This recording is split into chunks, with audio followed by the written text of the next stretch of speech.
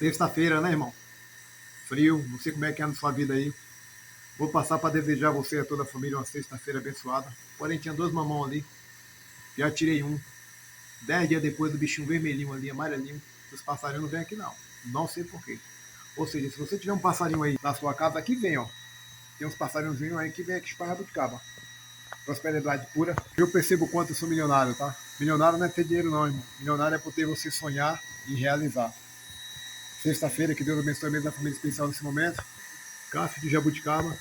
Ou seja, ontem quando eu colhia um na calçada dos outros, eu saí emocionado. Hoje você é agricultor próprio, hoje é festa no quintal. Aqui, principalmente aqui no Jabuticaba. No mamão, até agora, nem um passarinho veio me visitar. Arrancar aquele mamãozinho. No mercado, um mamão desse, R$ 6. Desse não. Aqui é orgânico, então esse vai me valer uns R$ 15, tá?